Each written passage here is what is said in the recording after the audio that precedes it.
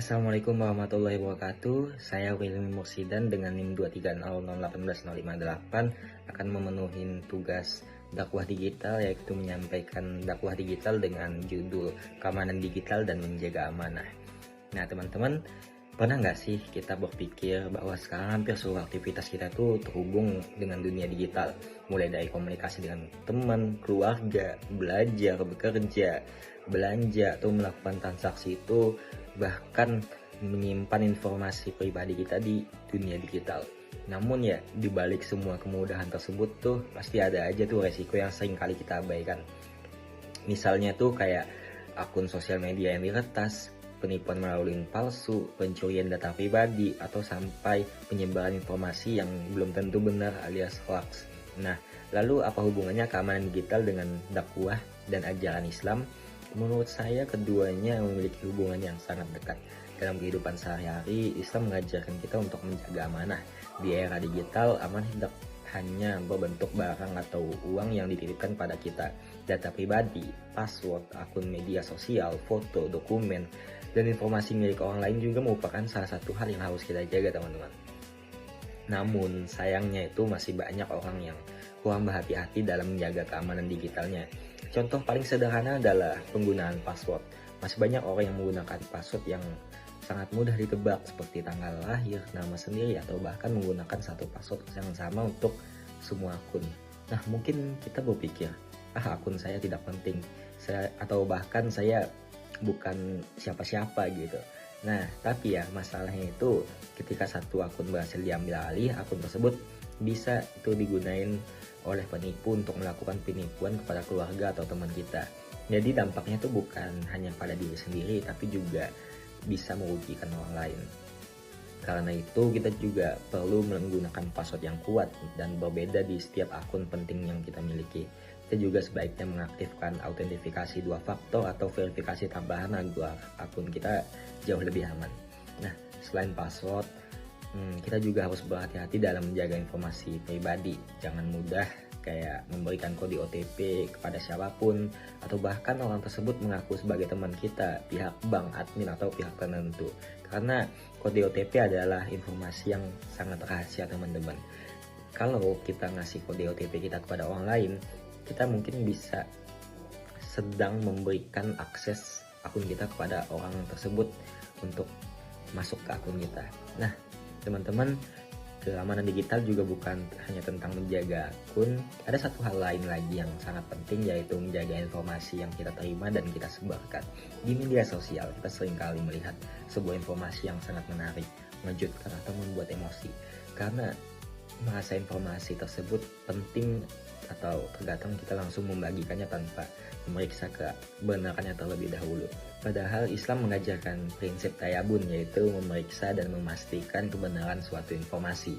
Dalam konteks kehidupan digital, tayabun itu sangat relevan ya teman-teman. Kayak sebelum membagikan berita, kita periksa dulu tuh sumbernya. Jangan cuma baca judul, jangan langsung percaya hanya karena informasi tersebut dikirim oleh teman atau keluarga kita. Soalnya kalau informasi yang salah terus kita sebarkan, itu dapat nimbulin fitnah dan kepanikan, atau bahkan bisa merugikan orang lain, teman-teman.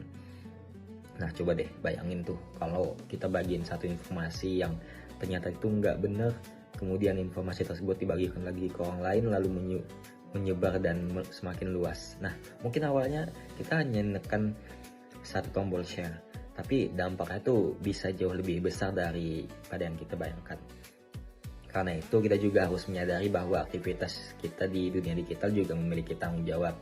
Apa yang kita tulis, apa yang kita unggah, dan apa yang kita bagikan dapat memberikan manfaat, tapi juga bisa memberikan kerugian bagi orang lain. Nah, sebagai muslim dan pengguna teknologi, kita juga harus menjadi pengguna internet yang bijak. Ada beberapa kebiasaan sederhana yang dapat kita lakukan. Seperti yang saya paparkan di awal, itu seperti menggunakan password yang kuat dan berbeda untuk setiap akun yang kita anggap penting, atau bahkan setiap akun yang kita miliki. Nah, seperti yang sebelumnya saya sampaikan, aktifkan juga tuh autentifikasi 2 faktor. Jangan cuman merasa akun aman, jadi kita nggak mengaktifkannya. Nah, kemudian kita juga jangan ngasih kode OTP ke siapapun, jangan sembarangan klik link ataupun buka email yang ternyata itu email palsu. Nah, yang penting tuh ya teman-teman, jaga data pribadi kita dan jaga juga data pribadi milik orang lain. Nah, kemudian kita juga perlu periksa kebenaran informasi sebelum menyebarinnya. Nah, teman-teman, pada dasarnya tuh sebenarnya teknologi itu pada dasarnya adalah alat. Nah, teknologi itu dapat kita gunakan untuk melakukan kebaikan seperti nyebarin ilmu ataupun pesan dakwah. Tapi juga dia tuh seperti pedang bermata dua, teman-teman. Dia bisa kita gunakan untuk memberikan dampak buruk pada orang lain kalau kita gunainnya tuh tanpa tanggung jawab. Nah, oleh karena itu, di era digital bukan hanya tentang membuat konten keagamaan atau bahkan menyampaikan ceramah melalui media sosial. Dakwah juga dapat diwujudkan melalui perilaku kita saat menggunakan teknologi. Ketika kita nggak nyebarin informasi berita bohong ataupun hal-hal yang hoax, nah itu juga adalah bentuk tanggung jawab. Ketika kita bisa jaga informasi pribadi milik kita dan orang lain, itu juga bentuk amanah, teman-teman. Ketika kita bisa menggunakan sosial media untuk melakukan hal-hal yang manfaat ataupun share manfaat tanpa merugikan orang lain, itu juga merupakan bagian dari perilaku yang baik. Nah, maka dari itu bisa tuh kita mulai dari diri sendiri dulu, terus kita menjadi user ataupun pengguna teknologi yang lebih aman, lebih bijak, dan lebih bertanggung jawab. Karena menjaga keamanan digital itu bukan tentang melindungi perangkat ataupun akun kita, tapi juga menjaga amanah, menjaga diri sendiri, dan menjaga orang lain dari kerugian.